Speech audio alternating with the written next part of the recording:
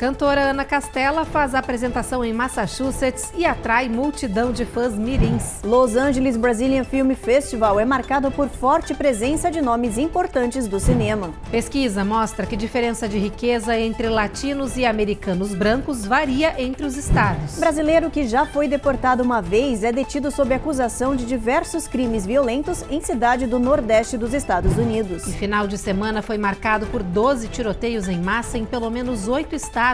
Um deles foi na Flórida. 2 pessoas morreram no local, um jovem de 14 anos e outro de 22.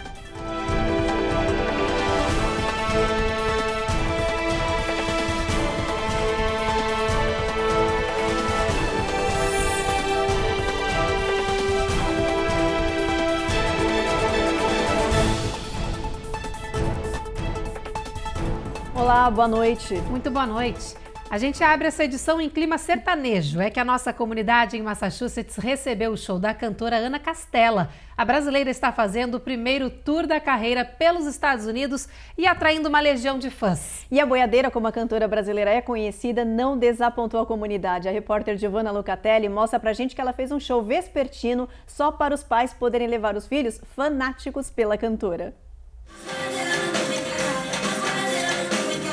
Filha de fazendeiros do Mato Grosso do Sul, Ana Castela cresceu na rotina do campo e o sertanejo faz parte da vida dela desde cedo. A carreira estourou durante a pandemia, quando cantava na internet. Agora, ela arrasta multidões de seguidores por onde passa.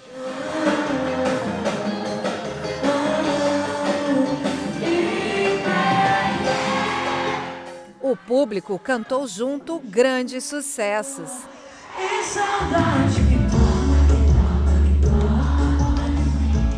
Sucesso entre o público juvenil, a cantora fez um show durante a tarde, especialmente para que os fãs com menos de 20 anos pudessem ir.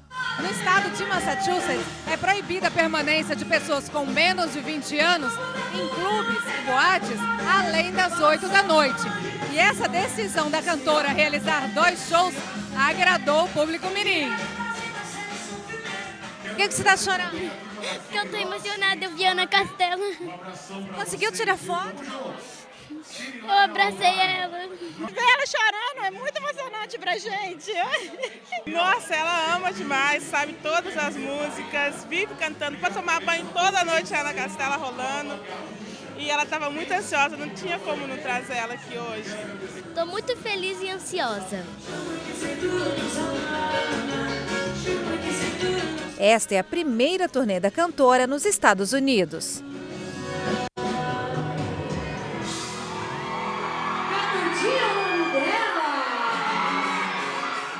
Um estudo apontou que, além do status imigratório, da escolaridade do país de origem, um novo fator pode ser determinante na vida dos latinos aqui no território americano. O estado onde eles vivem. A repórter Eloá Orazen mostra agora pra gente que isso pode ajudar ou prejudicar o patrimônio financeiro dos imigrantes e colaborar nas disparidades econômicas entre as raças.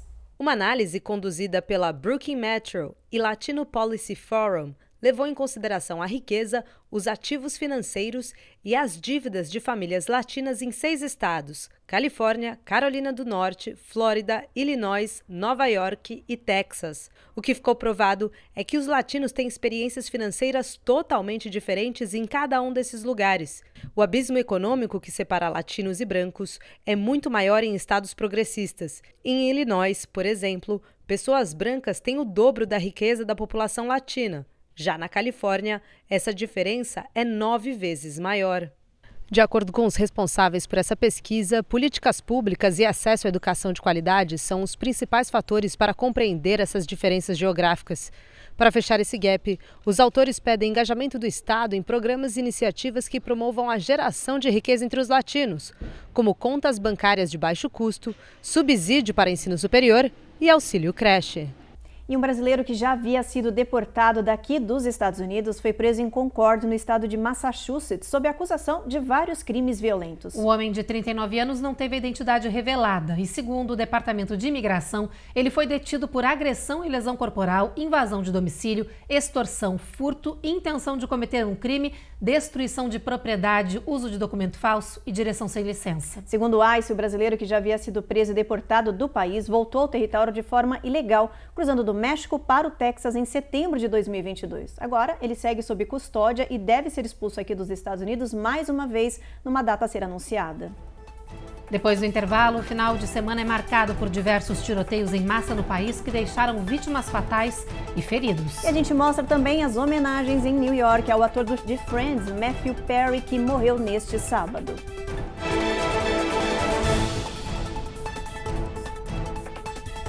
Américas no ar. Oferecimento Rejuve Chef. Melhore agora sua qualidade de vida.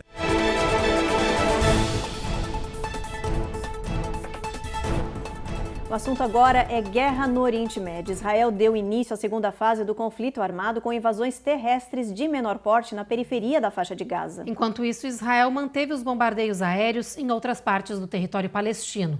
10 mil pessoas já morreram dos dois lados da guerra e hoje os palestinos receberam mais ajuda humanitária.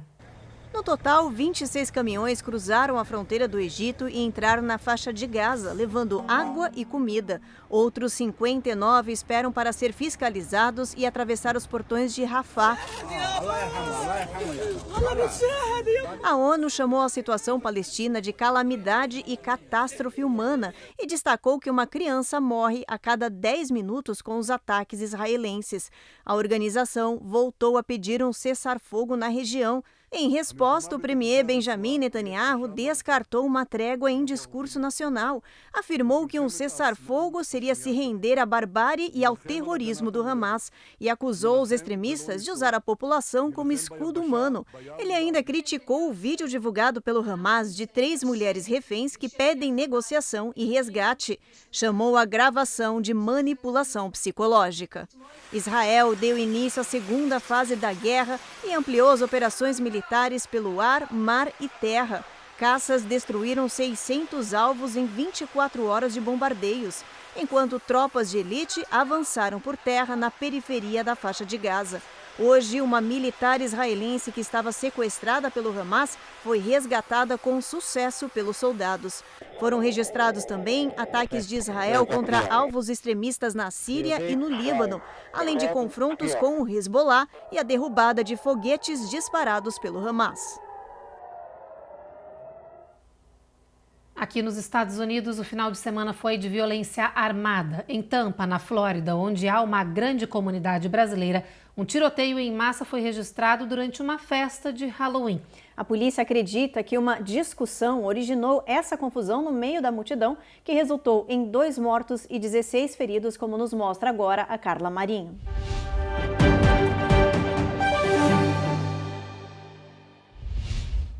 Este rapaz fazia uma live da festa de Halloween quando aconteceram os primeiros disparos.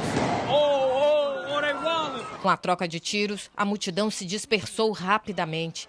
Neste outro vídeo, correria e desespero de quem tentava se esconder durante a confusão.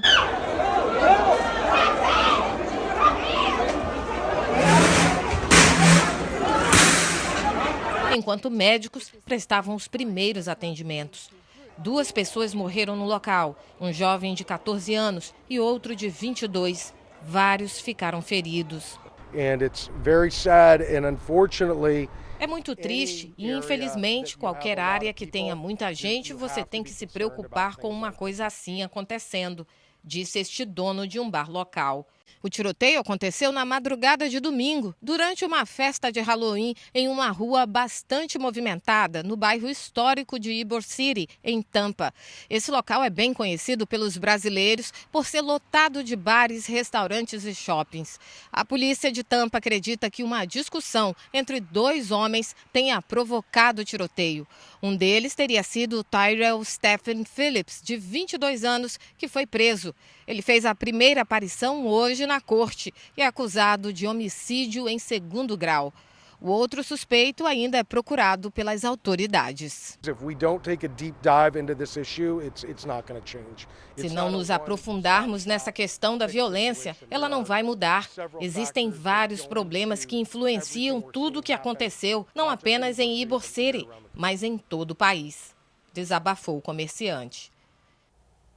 E olha, Tampa não foi a única cidade a registrar violência armada neste final de semana. No total, foram 12 tiroteios em massa aqui no país, em diferentes locais. Houve registro de tiros e confrontos em pelo menos 8 estados norte-americanos. O pior deles foi em Illinois. Os detalhes você vê agora no nosso Giro de Notícias. Em Chicago, Illinois, pelo menos 15 pessoas com idades entre 26 e 53 anos foram baleadas em uma festa de Halloween na madrugada de domingo. A polícia disse que um homem armado disparou aleatoriamente contra a multidão e tentou fugir. O agressor foi preso pelas autoridades. A polícia investiga o motivo do ataque. Em Indianápolis, Indiana, um tiroteio foi registrado também em uma festa na madrugada de domingo. A confusão provocou uma correria da multidão. No total, 9 pessoas foram baleadas. Uma mulher morreu no local. A polícia prendeu várias pessoas armadas.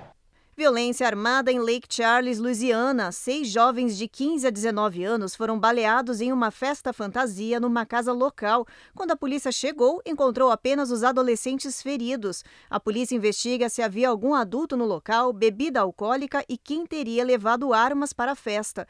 Por enquanto, um jovem de 17 anos foi preso em conexão com o caso. Na Universidade de Worcester, em Massachusetts, também houve troca de tiros. Um vídeo gravado por celular mostra o momento em que jovens começam a brigar e depois disparam no estacionamento. Uma pessoa morreu e outra ficou gravemente ferida. A polícia informou que nem o agressor nem as vítimas são estudantes universitários. Um toque de recolher foi imposto pelo centro estudantil. E no final de semana, o mundo foi surpreendido pela notícia da morte do ator Matthew Perry, que ficou eternizado como Chandler Bing na série Friends. Informações preliminares da polícia de Los Angeles revelaram que socorristas foram chamados até a casa do ator para atender uma ocorrência de parada cardíaca. Matthew teria sofrido do problema na hidromassagem da casa e se afogou. O ator tinha 54 anos. A polícia ainda investiga a morte e aguarda o laudo do legista para determinar a causa real. Enquanto isso, fãs do mundo todo prestam homenagens ao ator que marcou gerações. Em Nova York, milhares de pessoas têm levado flores e cartas para a frente do prédio que foi usado nas gravações como residência dos 6 amigos. Matthew Perry lançou um livro recentemente onde relatou a sua luta contra o vício em drogas e álcool, além de processos depressivos. A família ainda não revelou detalhes da cerimônia de despedida do astro de TV e de cinema norte-americano também. E no próximo bloco, autoridades alertam para o descarte correto de remédios prescritos e de venda livre. E a gente traz um ranking das cidades com mais ratos do país. E acreditem, Nova York já tem até programa turístico sobre os roedores.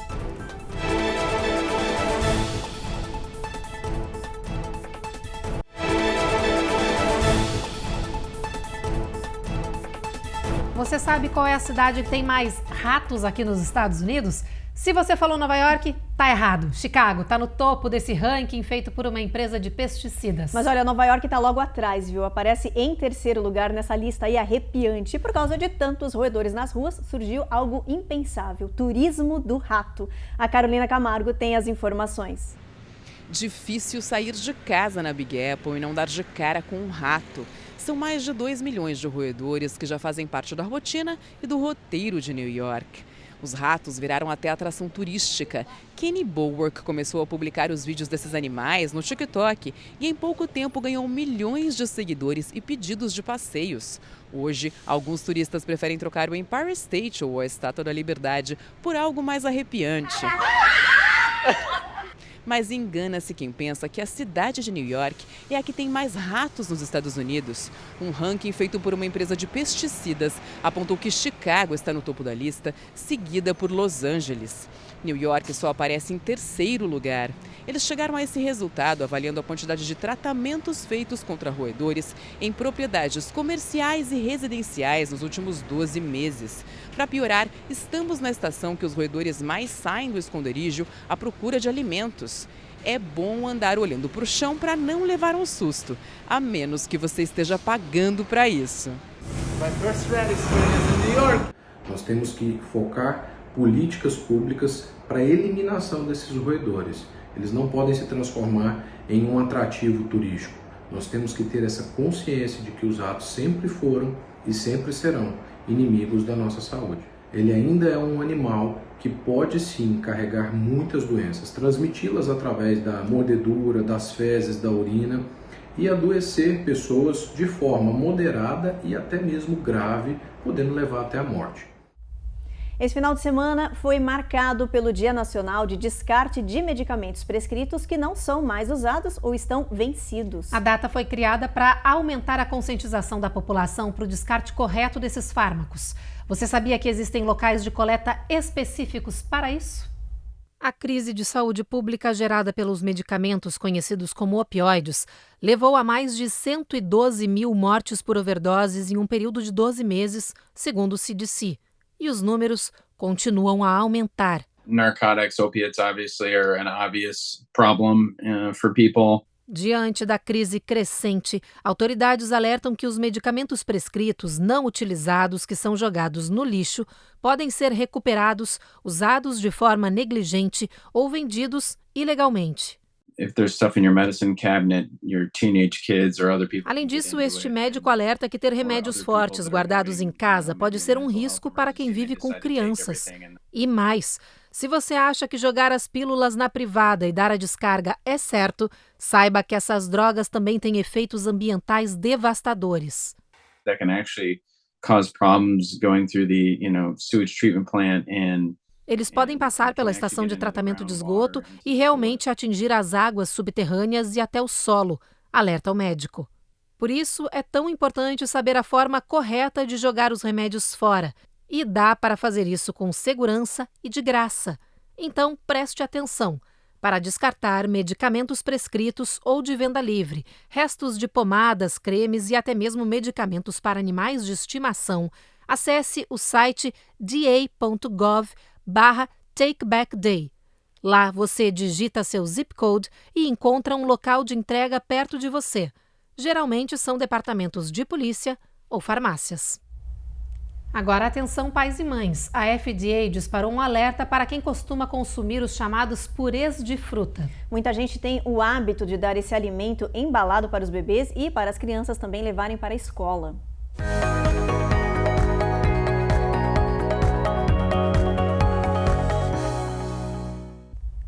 Uma marca específica de purê de frutas, bem popular, está com concentrações extremamente altas de chumbo. O produto é esse aí que está aparecendo agora na sua tela. Essas bolsas de purê de canela e maçã da Guanabana são vendidas nacionalmente em vários varejistas, incluindo Sam's Club, Amazon e Dollar Tree. A empresa que produz o produto disse que está recolhendo esses itens voluntariamente. O anúncio da FDA vem após uma investigação descobrir que eles podem ser responsáveis pelos níveis elevados de chumbo no sangue de algumas crianças da Carolina do Norte. E depois do intervalo a gente fala sobre o aumento de casos de morte cardíaca por causa do forte calor. E tem os detalhes do Festival de Cinema Brasileiro de Los Angeles, que foi um sucesso e teve presença de muitos artistas do nosso país.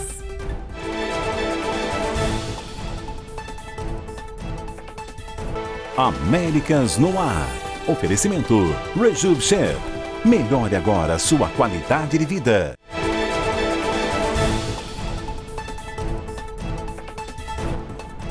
Você sabia que fazer pequenas mudanças na sua dieta pode impactar a saúde do planeta? Um novo estudo mostra quais são algumas trocas de alimentos que têm o poder de provocar um impacto poderoso no meio ambiente. Hoje, a produção de alimentos causa cerca de 1/5 dos gases de efeito estufa do mundo, segundo um estudo feito por cientistas de Stanford, Harvard e Tulane. A pesquisa feita por eles foi publicada na revista Nature Food e sugere que, para ajudar a reduzir esse impacto negativo no planeta, que contribui para o superaquecimento dele, as pessoas deveriam fazer algumas trocas inteligentes na dieta. Por exemplo, substituir carne por frango, sucos por frutas e leite de vaca por opções não lácteas, como os leites vegetais de amêndoa ou aveia. Com essas alterações, uma pessoa estaria reduzindo a sua pegada de carbono, ou seja, produzindo menos gases de efeito estufa. O estudo estima que essa mudança na alimentação poderia reduzir a pegada de carbono dietética dos Estados Unidos em cerca de 1/3.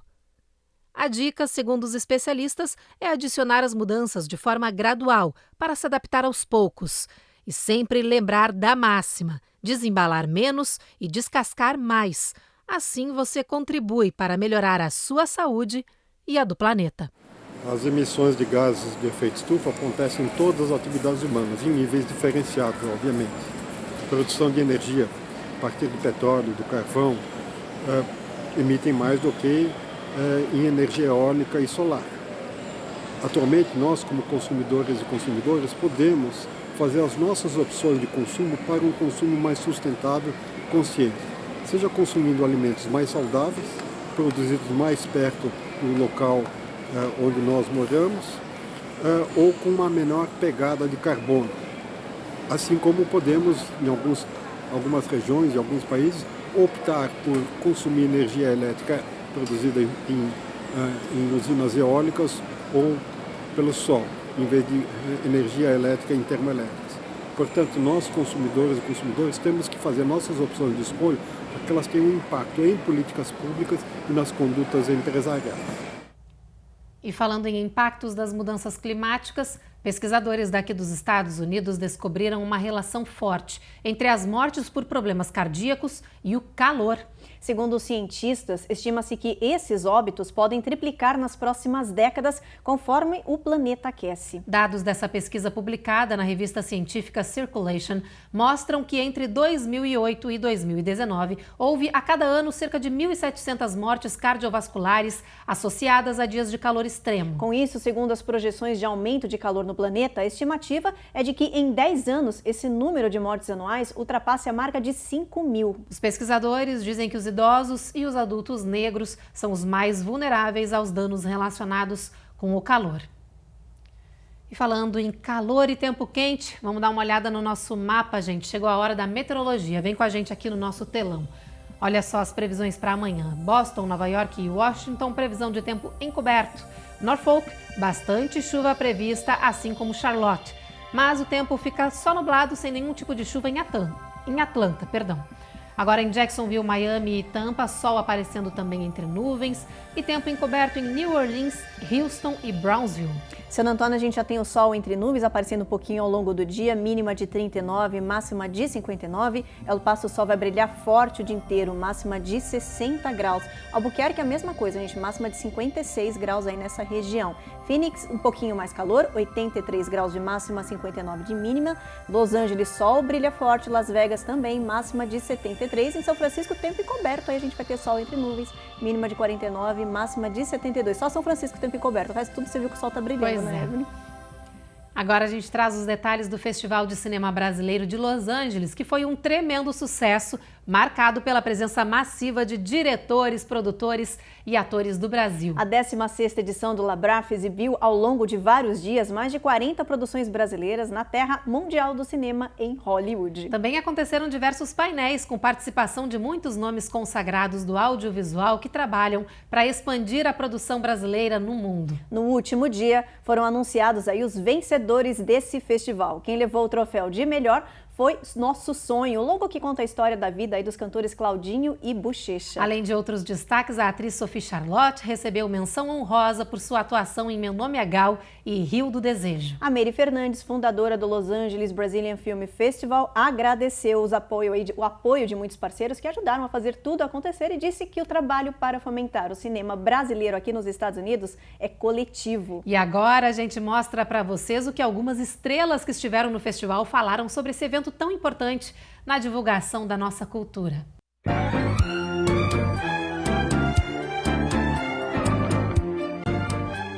O Labrif é uma janela muito importante para o cinema brasileiro, de a gente poder espalhar a nossa história, a nossa cultura. Trazendo filmes de todas as regiões do Brasil, aqui em Los Angeles, com as pessoas assistindo, produtores, gente, então essas conexões se formando, já levando o cinema, o bom nome do cinema brasileiro para outros lugares, né?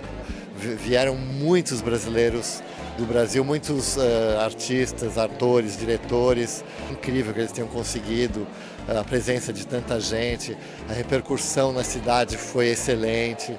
Meire, maior batalhadora que existe do cinema brasileiro aqui em Los Angeles, assim, muita estima, muito sucesso, ver tanta gente famosa, tantos diretores, produtores, roteiristas, atores, tem de tudo aqui. O Brasil da diversidade, o Brasil da alegria, o Brasil do audiovisual, com todas as suas tribos diversas, isso é genial. O LaBrif é o festival mais importante do cinema brasileiro fora do Brasil. É todo um conjunto que vem aqui se apresentar. E vendo muitos filmes brasileiros que a gente quer ver, quer compartilhar, quer promover também aqui no festival aqui em Los Angeles. É muito importante a gente ter esse festival é verdade. que reforça a importância do cinema brasileiro aqui em Los Angeles. Muito importante.